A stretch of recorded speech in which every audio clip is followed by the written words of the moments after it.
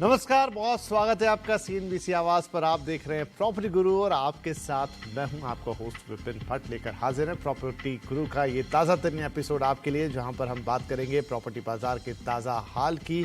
कैसा है इस वक्त प्रॉपर्टी मार्केट का मौसम, क्योंकि देश में तो मौसम काफ़ी ऊपर नीचे है। और साथ ही लेंगे आपके सवाल और ये सारी बातचीत होगी हमारे आज के प्रॉपर्टी गुरु के साथ, जो कि हैं आशीष महाजन साहब, प्रॉप स्टोरी के को फाउंडर। सर, बहुत बहुत स्वागत है आपका प्रॉपर्टी गुरु पर। तो जैसा मैंने कहा कि देश में तो मौसम थोड़ा ऊपर नीचे है, कई जगह ओले पड़ रहे हैं, कई जगह बेमौसम बरसात है। प्रॉपर्टी बाजार का मौसम कैसा है? जी विपिन जी, जैसे मैं तो ये कह सकता हूँ, मैं अभी ट्रैवल कर रहा हूँ काम से, तो कई सिटीज में तो सब जगह ही अभी बारिश का माहौल बना हुआ है। हम्म। काफी यूनिफॉर्मिटी है, तो उस हिसाब से अगर मैं देखूं तो प्रॉपर्टी बाजार में भी इस समय ट्रेंड की यूनिफॉर्मिटी ही है। जी जी। और डिमांड काफी स्ट्रांग है। अगर आप किसी भी प्रोजेक्ट साइट पे जाएंगे वीकेंड पे, आपको लोग दिखेंगे, ट्रांजैक्शंस होते हुए दिखेंगी। और अभी हाल फिलहाल कुछ रिपोर्ट आई थी कि मुंबई में रजिस्ट्रेशंस कम हो, वो तो थोड़ा एक्सपेक्टेड लाइंस पे भी था, बिकॉज 31 मार्च तक वहाँ पे कुछ बेनिफिट्स थे। बट अगर हम गुड़गांव, जो भी मेजर सिटीज हम कवर करते हैं, अगर उनकी बात करें तो डिमांड अच्छी है। कमर्शियल रेजिडेंशियल दोनों ही अच्छा चल रहा है। प्राइस भी ऊपर मूव कर रहा है। लॉन्चेस होने लगे हैं, वो बहुत इंपॉर्टेंट है। जो सिटीज लैग कर रही थी लॉन्चेस में, नए ऑप्शंस बायर्स को आने लगे। तो 6-8 महीने में एक इक्विलिब्रियम सा कुछ आना चाहिए, जहां पे प्राइसेस में भी राइज करना बंद करेंगे और प्रॉपर्टी ट्रांजैक्शंस की भी नॉर्मेलिटी होगी। फिलहाल तो हम यही बोल सकते हैं कि सेलर्स मार्केट है, मतलब बिल्डर्स के हाथ में ही मार्केट है। बायर्स हैव टू टेक जो बिल्डर्स हैव टू ऑफर। सो ठीक है जी, तो बढ़िया है। प्रॉपर्टी बाजार में डिमांड बढ़ी हुई है, जैसा आशीष जी बता रहे हैं, बनी हुई है। और नए लॉन्चेस भी अब तो आने लग गए हैं, लोगों को ज़्यादा ऑप्शन मिलते हुए नजर आएंगे और ऑफटेक प्रॉपर्टी का हो रहा है। तो कुल मिला के बाजार का जो मोमेंटम था वो अभी भी कायम दिख रहा है। थोड़ा बहुत ऊपर नीचे चलता है, लेकिन ओवरऑल एक स्टेडी मोमेंटम बाजार में मौजूद है। चलिए, तो ये तो हुआ बाजार का हाल। और अब हम लेते हैं अपने कॉलर्स को। हमारे पहले कॉलर है ऋतुराज जयपुरियार, मुंबई से हमें कॉल कर रहे हैं। ऋतुराज जी, बहुत स्वागत है आपका। क्या सवाल पूछना चाहेंगे आप? आ, आ, सर, मेरा सवाल ये है कि मैंने एक प्रोजेक्ट में इन्वेस्ट किया है, just a flat of mind. तो मैं जैसे चार्टर्ड अकाउंटेंट बना, मैंने 6 महीने में आई थॉट एक प्रॉपर्टी खरीदते। तो बॉम्बे में तो मेरे लिए रेट बहुत हाई थे। मैंने गुड़गांव में खरीदा है, सेक्टर 99A में। ओके। जो सोसाइटी है, जो प्लॉट है, उसका नाम है रहेजा वानिया। इस बार रहेजा ग्रुप ओन, जो दिल्ली में बहुत फेमस है। तो इनका सर हुआ ये है कि इनका 3 टावर्स है और इनका डिलीवरी था 2019, बट वो एक्सटेंड हो गया 2020 हो गया। फिर कोविड आया और थोड़ा पोल्यूशन की वजह से 1-2 साल और बढ़ गया। तो 2022 लास्ट ईयर में इन्हें डिलीवरी देना था। बट लास्ट 1 ईयर से सर यहाँ पे कोई कंस्ट्रक्शन नहीं हो रहा है। उनके अगल बगल जो उनका लैंड है, वहां पे वो प्लॉट सेल कर रहे हैं। जब मैंने उनसे बहुत जेन्युइनली पूछा कि क्या सिचुएशन है, तो उनका रीजन ये था कि हम प्लॉट सेल करके फंड इकट्ठा कर रहे हैं, तो हम कंस्ट्रक्शन कर पाएंगे। अब लेकिन सर, उनका जो डिलीवरी डेट था वो भी निकल गया। मेरे जैसे ऐसे बहुत सारे इन्वेस्टर्स है, जो न्यू टाइम है, जो फर्स्ट और न्यू इन्वेस्टर्स है, फर्स्ट टाइम इन्वेस्टर हैं। अब हम सबका समझिए 60 to 70% of the fund is block. Remaining 30% जब कंस्ट्रक्शन पूरा होगा तब होगा।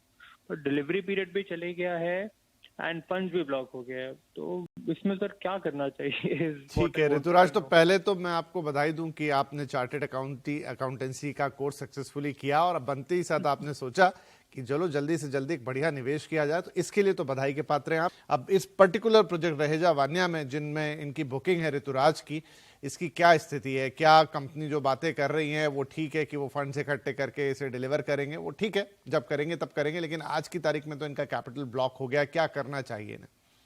विपिन जी, दिल्ली एनसीआर और बाकी सब शहरों में भी, बट दिल्ली एनसीआर थोड़ा सा स्टैंड आउट रहता है। ये प्रॉब्लम ऑफ नॉन डिलीवरी और डेवलपर के बिहेवियर और नॉट प्रोमिसेस पे नहीं कर पाना बहुत ज्यादा प्रेवलेंट रहा है। देखिए, ऐसे मामलों में कुछ बायर्स के पास में कोई सैक्रोसैंक्ट को, मतलब गवर्नमेंट अभी तक टू बी ऑनेस्ट फेल ही हुई है। तो कि मेरा प्रोजेक्ट या मेरे साथ जो एग्रीमेंट है बिल्डर का वो ऑनर नहीं हुआ, तो एक ऑटोमेटिक तरीका होना चाहिए टू से कि मेरा रिफंड हो, मुझे कुछ पेनल्टी मिले, मेरा घर मिले। तो ये सब चीजें पेपर्स में एग्जिस्ट करती हैं। मैं खुद बोल सकता हूँ अपने पर्सनल एक्सपीरियंस से कि आप रेरा को भी अप्रोच करोगे बहुत शहरों में तो आपको कुछ रियायत ही नहीं मिलेगी, या रियायत मिलेगी वो सिर्फ एक पेपर वर्क की तरह रह जाती है। इनके एक पर्टिकुलर केस के बारे में बोलने की जगह मैं यही शेयर करना चाहूंगा कि अभी हो क्या रहा है। कुछ प्रोजेक्ट्स हैं जो बिल्कुल ही स्टक हैं, लिटिगेशन चल रही हैं, पर डेवलपर्स ही एब्सकॉन्डिंग हैं। तो आई डोंट नो आगे उनका फ्यूचर क्या है। बैंकर्स, कस्टमर्स, सभी लोग उसमें पार्टी हैं। फिर कुछ प्रोजेक्ट्स हैं जो कुछ सर्टेन पेस से चल रहे हैं, और कुछ प्रोजेक्ट्स हैं जो गवर्नमेंट ने कंसिडर करके अपनी ही किसी बॉडीज को एलोकेट किए, और बायर्स ने मिलके और इन सब पार्टीज ने मिलके आपस में वो कंस्ट्रक्शन हो रही, जैसे कि हम आम्रपाली और नोएडा में देख रहे हैं। फिर कुछ प्रोजेक्ट्स हैं जो स्वामी फंड, जो अगेन बहुत सारे लेंडर्स ने मिलके उसमें फंड डाल के आगे लास्ट माइल जिन प्रोजेक्ट्स को पैसा चाहिए था उनको फंड करके सक्सेसफुली डिलीवर हुए हैं प्रोजेक्ट्स, और उसके एग्जांपल्स अब मैं हर शहर में देख रहा हूँ। एज ए बायर आपको सबसे पहले तो यू हैव टू बी, आपको लिटिगेशन में पार्टिसिपेट करना ही पड़ेगा, राइट। और आशीष जी एक बहुत सही बात कह रहे हैं कि तमाम कोर्ट की जो रास्ते हैं उसकी जगह कोई ऑटो मैकेनिज्म होना चाहिए जिसके जरिए ये हल हो। अभी फिलहाल वो कब होगा, कैसे होगा, लंबी बात है, लेकिन ऋतुराज आपके लिए तो यही सलाह है, तमाम ऐसे लोगों के लिए, कि आपको फिर उस लिटिगेशन का पार्ट तो बनना पड़ेगा, इंतजार भी करना पड़ेगा, पेनफुल होगा, लेकिन फिलहाल यही रास्ता है। रेरा में आप दरवाजा खटखटाएं, और साथ में जो भी ग्रुप्स बने होंगे इस सोसाइटी में जहां पर आपने भी घर लिया है, तो उनके साथ आप लीगल एक्शन में आगे बढ़े। फिलहाल तो यही इस पे किया जा सकता है, राइट। तो चलिए, ये हो गई ऋतुराज की समस्या और उसका एक हद तक का समाधान, शायद और भी लोगों के काम आए। हमारे अगले कॉलर है सुरेश कुमार, जो कि फिर दिल्ली से ही कॉल कर रहे हैं। सुरेश जी बहुत स्वागत है आपका, क्या सवाल रहेगा? नमस्कार जी, मैं आपके प्रोग्राम को रेगुलरली देखता हूँ और बड़ा बेनिफिट होता है, और आपके एक्सपर्ट और पूरी टीम को मेरी शुभकामनाएं हैं। Thank you. मैं 1.60 करोड़ में बेंगलोर में घर लेना चाहता हूँ, रेडी टू मूव और विद इन 1 ईयर, और रेंटल इनकम ओनली। जी जी, उसके लिए मुझे एरिया और बिल्डर सजेस्ट कीजिए। जरूर सर, जरूर, आपकी बड़ी कृपा होगी। धन्यवाद धन्यवाद, जरूर आपकी मदद करते हैं। और वैसे भी बंगलुरु के लिए तो आशीष जी पिछले एक आध महीने में कई कहानियां चली हैं रेंट को लेकर कि नौकरी मिलना आसान है लेकिन रेंट पे घर नहीं मिल रहा है बेंगलुरु में। एनीवेज, तो सर खरीदना चाहते हैं और खरीद के उसे रेंटल इनकम उससे कमाना चाहते हैं। 1.5 करोड़ से ऊपर का बजट है और पूरा बेंगलुरु ही ओपन है। कौन सा एरिया, कौन सा डेवलपर, कौन सा प्रोजेक्ट, ऐसा सुझाव चाहिए? जी विपिन जी, बेंगलुरु एक आईटी कैपिटल है, और भी तमाम तरह की इंडस्ट्री है, लेकिन डिमांड और जो रेंटल यील्ड आईटी सेक्टर में आ जाती है, आईटी एरियाज में, वो अनमैच्ड है। इनफैक्ट मेरी कैलकुलेशन के हिसाब से मुंबई में, बेंगलुरु में सबसे अच्छी रेंटल यील्ड मिलती है, 3, 3.5, 4% तक भी चला जाता है। तो हम कह रहे हैं कि 1.5 करोड़ की प्रॉपर्टी में 5-6 लाख रुपए का रेंट कमाया जा सकता है। तो एकदम सेफ बेट अगर किसी को लेना है तो वाइट फील्ड, सरजापुर रोड, ये जो टेक बेल्ट है, हॉट बेल्ट बोलते हैं इनको टेक के, इन एरियाज में इनका बजट ठीक है। थोड़ा सा स्ट्रेच करेंगे तो बहुत अच्छी शानदार प्रॉपर्टी, शोभाल, प्रेस्टीज इन बिल्डर्स की इनको मिल सकती है। फ्रेश में मेरे ख्याल से इनको कुछ मिलना मुश्किल है, तो इनको रीसेल में ही कुछ ट्रांजेक्शन ढूंढना होगा। रेंटल जैसे मैंने बोला 3.5-4% के आसपास का इनको सालाना इनकम आ सकती है, और अबाउट 1300-1400 स्क्वायर फीट से लेके मे भी कुछ प्रॉपर्टीज में 2000 स्क्वायर फीट तक के अपार्टमेंट इनके बजट में आ जाएंगे। तो व्हाइट फील्ड, सरजापुर रोड, ये वो इलाके हैं जो बेंगलुरु का हार्ट लैंड माना जाता है। सही आशीष जी की बात कि अगर आपको रेंटल यील्ड ही कमानी है तो आपको यहीं इन इलाकों में नजर डालनी है। ऑप्शंस उन्होंने आपको दिए कुछ, एक तो एक नजर डालिए पहले, आपके बजट में काफी कुछ अच्छा आ जाएगा। और क्योंकि नियर बाय पोजीशन आपको चाहिए, वहाँ थोड़ा सा वक्त लग सकता है क्योंकि बेंगलुरु में काफ़ी कुछ चीज़ें बिकी हैं और इन्वेंट्री के लेवल अभी कुछ उस तरीके से शायद बिल्ड नहीं। आशीष जी क्या स्थिति है इस समय नए प्रोजेक्ट के लॉन्चेस की और इन्वेंट्री की? क्या इनको मिल जाएगा तुरंत 1 आध साल के अंदर? जैसे मैंने बताया, अगर ये बिल्डर के पास जाके ढूंढेंगे इस तरह का यूनिट तो वो शायद मिलेगा, क्योंकि ये प्रोजेक्ट नहीं अवेलेबल है। पर रीसेल मार्केट में इनको मिलने के चांसेस बेटर हैं, क्योंकि इनका ये है कि रेडी टू मूव इन तो है नहीं, जिस कैटेगरी में ढूंढ रहे। और बाकी आपने मेरे से पूछा कि वहाँ इन्वेंट्री सिचुएशन कैसे है, तो बेंगलुरु में कुछ बड़े लॉन्चेस अभी रिसेंटली हुए हैं, कुछ ही हुए हैं, बहुत ज्यादा नहीं है।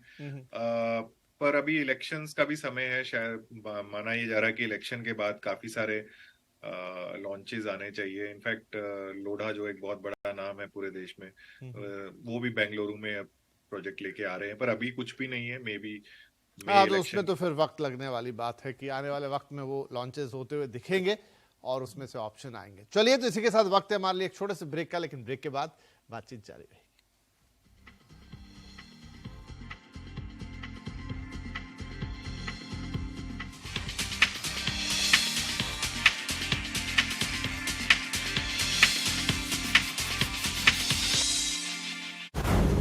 मार्केट के आखिरी 1.5 घंटे का सारा एक्शन आपका वापस 20 डे एक्सपोनेंशियल मूविंग एवरेज है और वो सपोर्ट का काम करेगा मार्केट के लिए। क्लोजिंग बेल बजने से पहले कीजिए जबरदस्त कमाई। वो चीज जो कि कल हमारे हाथ में थी स्लिप कर रही है हमारे फेवर में। कॉल राइटर्स, पुट राइटर्स पूरी तरीके से हावी हैं। तो यहीं पर हमने देखा है वो अच्छा खासा रुझान खरीदारी का बना है जाने माने एक्सपर्ट के साथ। निफ्टी के पैटर्न को देख के लगता है कि बैंक निफ्टी में भी हमें ब्रेकआउट देखने को मिल जाएगा। देखिए कमाई का अड्डा के प्रायोजक हैं server 40 extra, can't do without it. यहाँ शेयरों से जुड़े हर सवाल का मिलेगा जवाब। 26,555 में लिया था। 3700 रुपए पर शेयर का लॉस है इनको। स्टॉप लॉस 21,700 का लगा के इसे होल्ड करें। FNO में क्या पोजीशन लें, होल्ड करें या बेच दें। बेसिक चार्ट स्ट्रक्चर पॉजिटिव है, 1360 जा सकता है, होल्ड कीजिए। स्टॉक्स से जुड़े आपके हर कंफ्यूजन का वन स्टॉप सॉल्यूशन। इनको 340 के स्टॉप लॉस की सलाह दूंगा मैं। देखिए ट्रेडर्स हॉटलाइन सिर्फ CNBC आवाज पर। Powered by Canara Bank. Together we can. एक आवाज जो कभी दबती नहीं। ये वो चैनल नहीं है जहाँ पे शोर मचा के आप डिबेट करें। एक आवाज जो सामने लाती है असली मुद्दे। भगवान राम और रामचरितमानस पे इस तरीके की टिप्पणियां राजनीति से प्रेरित हैं क्या? एक आवाज जो सिर्फ देश को रखे आगे। क्या बिहार में अब 2024 का चुनाव मंडल और कमंडल के बीच में होगा? बहस के शोर से अलग देश की सबसे असरदार बहस। देखिए आवाज अड्डा। निफ्टी का ये लेवल 30,440 अगर होल्ड कर रहा है तो शायद हमारा दिन अच्छा हो सकता है। अपने पहले ट्रेड से बनाइए अपनी हर मॉर्निंग को रॉकिंग। लॉजिकली अगर इतना रुपये वीक होगा तो बैंक्स गिरने चाहिए और IT चलना चाहिए। मार्केट के सबसे अनुभवी और भरोसेमंद एक्सपर्ट्स के साथ जिस तरह से स्ट्रेंथ बनी है, ये 325 पे रखना है। बोलिए बियर के फियर फैक्टर को कहिए गुड बाय। मार्केट अब स्टेबिलिटी दिखा रहा है, तो अब आप बाकी स्टॉक्स पर एक कॉल ले सकते हैं। देखिए पहला सौदा CNBC आवाज पर। Powered by Canara Bank. Together we can.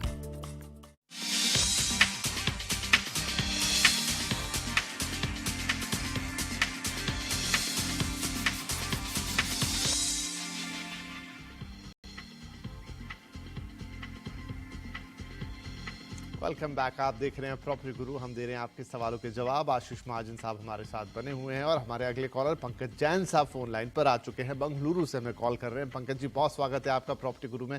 क्या सवाल रहेगा? कैसे बोल रहा हूँ? हाँ जी, हाँ जी। मेरा सवाल ऐसा है कि मैंने 2015 में एक प्रॉपर्टी खरीदी थी। 2 BHK था, करीब 43 लाख में। महावीर मार्वल नाम की प्रॉपर्टी है और ये एरिया है कोडी चिकना हल्ली, जो बोमन हल्ली के काफी पास है। ओके। तो अब मेरा सवाल है कि इस प्रॉपर्टी का कोई रेट इतना, मैंने रीसेल में खरीदा था इसको, और इस प्रॉपर्टी और इस एरिया में मैं इतना कोई चेंजेस देख नहीं रहा हूँ। रेट काफी उसी तरफ कॉन्सेंट्रेट है, अभी कुछ 50 लाख के आसपास मिल रहे हैं इसमें। बट एक करीब 6 महीने से साल भर के अंदर इस एरिया में मेट्रो आने वाला है। ओके। और मेट्रो लाइन मेरे यहाँ से करीब 1.5 से 2 किलोमीटर रहेगी। तो मुझे बेचना है, एग्जिट करनी है इस प्रॉपर्टी से। तो आपकी क्या एडवाइस रहेगी? मेट्रो आने का वेट करूं और मेट्रो आने के बाद में क्या एप्रिसिएशन एक्सपेक्ट कर सकता हूं इस प्रॉपर्टी में? अच्छा सवाल है आपका ये काफी ज्यादा, कि क्या करना चाहिए। एप्रिसिएशन कुछ खास आज तक मिला नहीं, लेकिन एक बड़ा इंफ्रास्ट्रक्चर प्रोजेक्ट मेट्रो जैसा आपके पास आ रहा है, जिससे डेफिनेटली इलाके की कनेक्टिविटी बेहतर होगी। तो क्या करना चाहिए आशीष जी? इन्हें इंतजार करना चाहिए कि मेट्रो आ जाए, उसके बाद भी थोड़ा और टाइम देना चाहिए, या फिर कुछ खास एप्रिसिएशन की उम्मीद इस इलाके में मुश्किल है? जी, जो ये एरिया बता रहे हैं विपिन जी, ये बेंगलुरु की काफी बड़ी बेल्ट ऑफ टेक जो है, इलेक्ट्रॉनिक सिटी, जहां से मेजर आईटी पार्क स्टार्ट हुए, लेकिन ओवर द इयर्स बाकी जगहों पे एस्टेब्लिशमेंट बहुत बड़े और हाई पेइंग हो गए, तो इलेक्ट्रॉनिक सिटी थोड़ा लैग किया। उसका रीजन भी था कि इलेक्ट्रॉनिक सिटी की कनेक्टिविटी करंट एयरपोर्ट से बहुत, मतलब वो बहुत दूर पड़ता है, 60-70 किलोमीटर दूर पड़ता है। पर और काफी रेस्ट ऑफ सिटी से, मतलब आप मानेंगे नहीं, इलेक्ट्रॉनिक सिटी इतनी बड़ी लोकेशन है लेकिन वहाँ कोई मॉल्स नहीं है। तो अभी मॉल्स बन रहे हैं, मतलब मूवी देखने भी आना हो तो आपको 15-16 किलोमीटर आगे आना पड़ता है। तो बट मेट्रो जिन्होंने खुद ही हाईलाइट किया कि मेट्रो बिल्कुल वहां पे आ जाएगी इस साल के अंदर, और ये बहुत बड़ा गेम चेंजर होने वाला है उस पर्टिकुलर लोकेलिटी के। इनफैक्ट जस्ट थोड़ी देर पहले ही मैं पढ़ रहा था कि प्रेस्टीज जो एक लीडिंग बिल्डर है पूरे देश का और डेफिनेटली टॉप 3 ऑफ बेंगलुरु, उन्होंने कुछ 60 एकड़ जमीन बेंगलोर के उस तरफ ही खरीदी है। अभी जिस प्रॉपर्टी में ये है, कुछ कई बार जिस पर्टिकुलर बिल्डर प्रॉपर्टी में आप होते हैं उसके किसी फैक्टर्स के कारण आप, जरूरी नहीं है कि सब सारी राइज आपको मिल सकती है। तो अगर फंड की जरूरत है तो उनको मेट्रो आने वाली कोई, मतलब संभावना के कारण भी रेट बढ़ते हैं। अब बात यह है कि जब मेट्रो आ जाएगी उसके बाद कितना फर्क पड़ सकता है, 5-8-10% का। क्या ये फंड अभी चाह के कहीं और लगाना चाहते हैं, कुछ प्लॉट वगैरह खरीद सकते हैं, बेंगलुरु में प्लॉट भी बहुत मिल जाते हैं, तो वो थोड़ा सा इनका पर्सनल कॉल हो जाएगा। लेकिन मेरे हिसाब से जो इलेक्ट्रॉनिक सिटी एरिया है वो काफी अच्छा ग्रो करना चाहिए कि मेट्रो और हाईवे की कनेक्टिविटी तो वहाँ पहले से ही है, मेट्रो आने वाली है। और अभी होसूर, ये सारा होसूर रोड पे पड़ता है, होसूर तमिलनाडु में, मतलब बॉर्डरिंग टू इलेक्ट्रॉनिक सिटी। वहां पे एक एयरपोर्ट है जो हर 1-2 साल में न्यूज आती है कि वो एयरपोर्ट अब कमर्शियलाइज हो जाएगा। तो अगर वो होता है तो वो बहुत बड़ा डेवलपमेंट है इस एरिया के लिए। फिर बेंगलुरु में जो 70 किलोमीटर आपको जाके एयरपोर्ट जाना पड़ता है, जरूरी नहीं है आपको वहां से 15 किलोमीटर में एयरपोर्ट आ जाएगा, शायद 15-20। तो ये इस तरह की डेवलपमेंट्स उस तरफ भी होंगी। अब मेरी तरफ से ये कह पाना कि ये अगले 4 साल में हो जाएंगे या 5 साल में, बहुत मुश्किल है। बट चीजें चेंज हो रही हैं, और अगर वो प्रॉपर्टी भर गई है और अब ऑक्यूपाइड है तो इनको रेंटल यील्ड वगैरह भी अच्छा मिलना शुरू हो जाना चाहिए। तो थोड़ी तो दुविधा रहेगी पंकज जी, सवाल आपका अच्छा था और विस्तार से जवाब भी दे दिया आशीष जी ने। तो थोड़ा मतलब 50-50 वाला मामला है। अगर आपको पैसों की कोई जरूरत है तो निकाल लीजिए, कहीं और इन्वेस्ट कर सकते हैं वो कर दीजिए। लेकिन अगर थोड़ा और इंतजार करते हैं तो फिर मेट्रो आ गई है, एयरपोर्ट की बात, होसूर एयरपोर्ट की बात वैसे काफी लंबे समय से चल रही है, लेकिन आशीष जी बता रहे हैं कि हो जाएगा तो उसका तो बहुत बड़ा बेनिफिट मिलेगा, क्योंकि ऑल टुगेदर एक दूसरे सिरे पर है एयरपोर्ट, ये आता है तो इस इलाके की डिमांड डेफिनेटली बढ़ेगी और चीजें अब धीरे धीरे सेटल हो रही है। थोड़ा स्लो पेस पर हैं, लेकिन अगर आप थोड़ा बहुत होल्ड कर पाए और अगले कुछ सालों के लिए तो बहुत ही अच्छी बात है, फिर आपको इसका रियल बेनिफिट शायद मिल पाएगा। तो चलिए, इसी के साथ वक्त हो गया एक और ब्रेक ले लें, लेकिन ब्रेक के बाद तुरंत हाजिर होंगे और बातचीत करेंगे।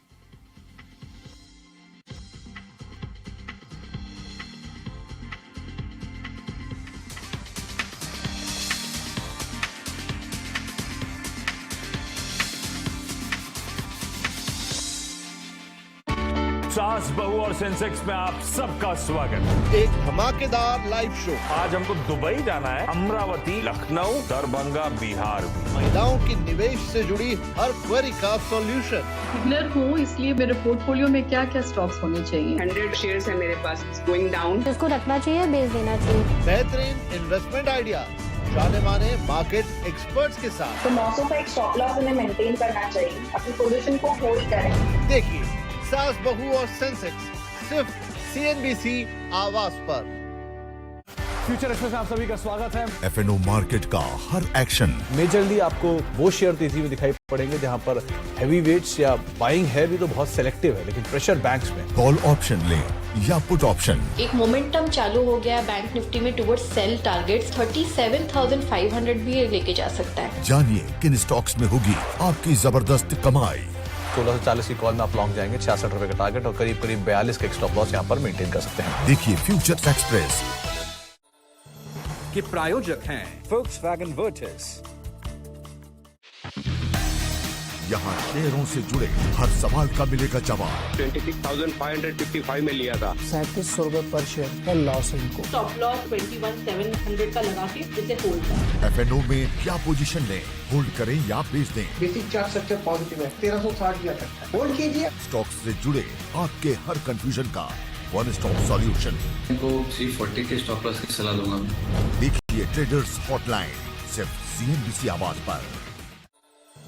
Co-powered by Canara Bank. Together we can.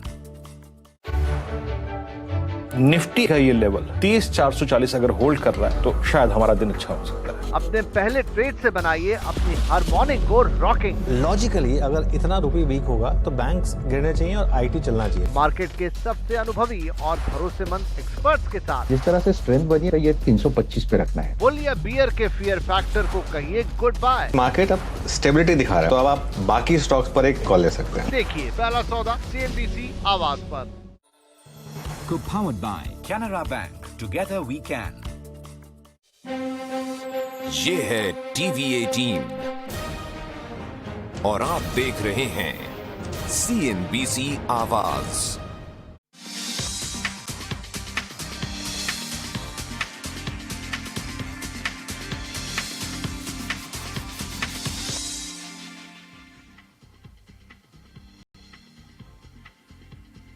Welcome back. आप देख रहे हैं CNBC आवाज पर प्रॉपर्टी गुरु और हम दे रहे हैं आपके सवालों के जवाब। तो चलिए सिलसिले को आगे बढ़ाते हैं। सत्येंद्र बाघेल साहब हैं, कॉल कर रहे हैं राजधानी दिल्ली से। सत्येंद्र जी बहुत स्वागत है आपका प्रॉपर्टी गुरु में। क्या सवाल पूछना चाहेंगे? मेरा नाम सत्येंद्र है और मैं गुड़गांव से बोल रहा हूँ। ओके। मैं 1.5 CR में अराउंड 3 BHK गुड़गांव में देख रहा हूँ, तो कोई पर्टिकुलर एरिया जहाँ पर मेरे को सर्च करना चाहिए? ठीक है जी। 3 BHK आपने कहा, राइट? या करेक्ट। ठीक है। 1.5 करोड़ में 3 BHK गुरुग्राम के किस हिस्से में इन्हें मिल पाएगा आशीष जी? विपिन जी, गुड़गांव में मेरे ख्याल से प्राइस एस्केलेशन पिछले 6-8 महीने में सबसे स्टीपेस्ट है। अभी 1.5 करोड़ के इन्होंने मतलब गुड़गांव 3-4 जोन में बटा हुआ है, तो ऐसे 1.5 करोड़ का बजट लेके जाएंगे तो ऑप्शन इनको द्वारका एक्सप्रेसवे में भी थोड़े बहुत ऑप्शन मिलेंगे। 3 BHK साइज छोटा होगा, 1300-1400 स्क्वायर फीट मैक्सिमम, जैसे हीरो ग्रुप का एक प्रोजेक्ट है उसमें शायद मिले, बट प्राइमरी में कुछ भी मिलना थोड़ा मुश्किल है। फिर M3M ने अभी साउथ सदर्न पेरिफेरल रोड बोलते हैं उसके कॉर्नर में थोड़ा आगे की तरफ एक प्रॉपर्टी लॉन्च करी है, वहां भी 1.5 में इनको एक फ्लोर मिल सकती है। ओके, 1.5 में न्यू गुड़गांव में इनको कुछ ऑप्शंस मिल सकते हैं। फिर सोना रोड एक और नया मार्केट उभर के आया है गुड़गांव में, उस तरफ में इनको कुछ अपार्टमेंट्स मिल सकते हैं जो 1 करोड़ के आसपास है। बट अगर आप कहेंगे कि गुड़गांव MG रोड और एक्सटेंशन रोड, इधर इस बजट में कुछ नहीं मिलता है और कुछ पुरानी सोसाइटीज में भी फ्लोर्स, गुड़गांव में क्या है मल्टी स्टोरी एक कॉन्सेप्ट है और दूसरा फ्लोर्स का कॉन्सेप्ट है, तो फ्लोर्स में थोड़ा बजट कम में मिल जाती है चीजें। लेकिन जो हॉटेस्ट मार्केट्स हैं गुड़गांव की, द्वारका एक्सप्रेसवे, MG रोड और गोल्फ कोर्स रोड और एक्सटेंशन रोड, इस पे ये बजट कम पड़ जाता है। फिर भी कुछ इक्का दुक्का ऑप्शंस आपको मिल सकेंगे।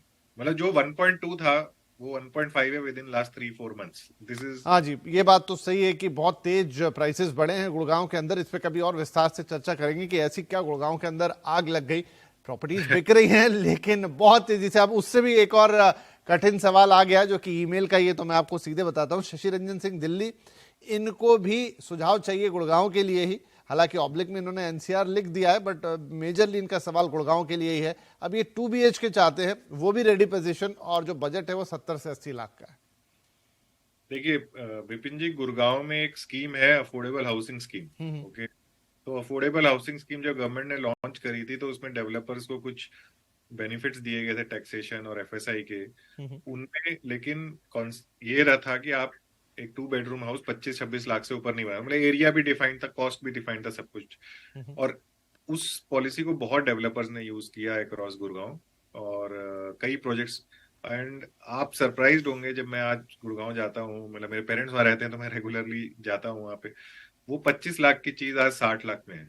क्यों? क्योंकि गांव में आप 1 करोड़ का बजट लेके जाओगे, आपके लिए कुछ नहीं है। तो अगर आपका 1 करोड़ फिक्स बजट है या उससे कम ही बजट है तो आपको अफोर्डेबल हाउसिंग, पर आप अफोर्डेबल हाउसिंग के जब प्रोजेक्ट के अंदर जाओगे तो आपको लगेगा नहीं कि आप ऐसी किसी सोसाइटी में आओगे, आपको 20 लाख की गाड़ियां वहां पार्क दिखेंगी, क्योंकि जो बायर है उसके पास कोई और ऑप्शन ही नहीं था। तो ये सप्लाई डिमांड का गेम है। तो अफोर्डेबल हाउसिंग पॉलिसी आज भी है, लेकिन मेरे आई थिंक आप जिस पॉलिसी की बात कर रहे हैं सर, ये हरियाणा गवर्नमेंट की पॉलिसी थी, जिसकी हरियाणा गवर्नमेंट की पॉलिसी है।